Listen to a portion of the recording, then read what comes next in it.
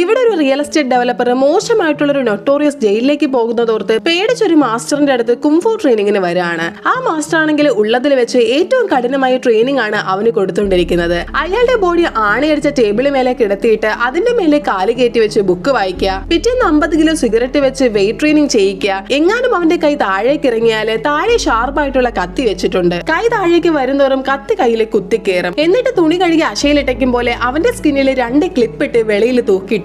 കൂടാതെ മാസ്റ്ററിന്റെ സ്പെഷ്യൽ സ്കില്ലായ ഒറ്റ വിരലിൽ വെച്ച് വുഡൻ പലക തുളയ്ക്കുന്ന ട്രിക്ക് പഠിപ്പിച്ചതും അതവൻ ചെയ്തു നോക്കിയതും അവന്റെ വിരലൊടിഞ്ഞു പോവാണ്. ഉടനെ മാസ്റ്റർ മറ്റൊന്നും ചിന്തിക്കാതെ അവന്റെ വിരൽ പിടിച്ചു നൂത്തതും വേദന കൊണ്ടവൻ നിലവിളിക്കാൻ തുടങ്ങി. എന്നാൽ രാത്രിയായാലും ട്രെയിനിങ് നിർത്താതെ മാസ്റ്റർ അവനെ ഒരു ഐസ് ബെഡിൽ കിടത്തിയിട്ട് തീപ്പന്തം വെച്ച് വയറ് പൊള്ളിക്കാൻ തുടങ്ങി. അപ്പൊ ഇത്രയും മാരകമായ ട്രെയിനിങ് കൊടുക്കുന്ന മാസ്റ്റർ അവന് പ്രോട്ടീന് വേണ്ടി കഴിക്കാൻ കൊടുക്കുന്നത് എന്താണെന്നറിയോ? പാമ്പും തേളും തേള് വെച്ചുണ്ടാക്കിയ ഷേക്ക് ഒക്കെയാണ്. അങ്ങനെ ട്രെയിനിങ് എല്ലാം ഭംഗിയായിട്ട് തീർന്ന് അവനൊരു ധൈര്യശാലിയായി മാറിയിരിക്കുകയാണ്. കൂടാതെ മാസ്റ്ററിന്റെ യുണീക്ക് സ്കില്ലും അവൻ പഠിച്ചിരിക്കുന്നു. ശേഷം ഗ്രാജുവേഷന് വേണ്ടി ഒരു ഇൻസ്ട്രക്ടറുമായിട്ട് ഫൈറ്റ് ചെയ്യാൻ പറയാണ്. അവനും സിമ്പിൾ ആയിട്ട് അയാളെ അടിച്ചുറക്കുന്നു. ഫൈനലി അവനെ നൊട്ടോറിയസ് ജയിലിലേക്ക് കൊണ്ടുപോവാണ്. അവിടെ ചെന്ന ഫസ്റ്റ് ഡേ തന്നെ അവനോട് മുട്ടാൻ വന്ന എല്ലാ നൊട്ടോറിയസ് ക്രിമിനലിനെയും അവൻ അടിച്ചിഞ്ചപ്പരുവമാക്കുന്നു. അങ്ങനെ ഒരു ഓഫീസർ ടോമിനെ അയാളുടെ ക്യാബിനിലേക്ക് കൂട്ടിക്കൊണ്ടുവന്ന് അവർ പുതുതായിട്ട് പണി കഴിപ്പിക്കാൻ പോകുന്ന ഒരു ഹൗസിംഗ് പ്രോജക്ട് കാണിച്ചു കൊടുക്കുകയാണ്. കാരണം അയാളുടെ പ്രൊഫഷൻ അതാണല്ലോ. സംഭവ ഓഫീസർക്ക് ടോമിന്റെ ഗൈഡൻസ് വേണം അത് പണി കഴിപ്പിക്കാൻ. അപ്പൊ ടോം അതിനോട് സഹകരിക്കുകയാണെങ്കിൽ 1 വർഷത്തിനുള്ളിൽ അവനെ ജയിൽ മോചിതനാക്കാമെന്നായിരുന്നു ഓഫീസറിന്റെ ഡീല്. അങ്ങനെ ടോമും ആ പ്ലാനിനോട് എഗ്രി ചെയ്യാണ്.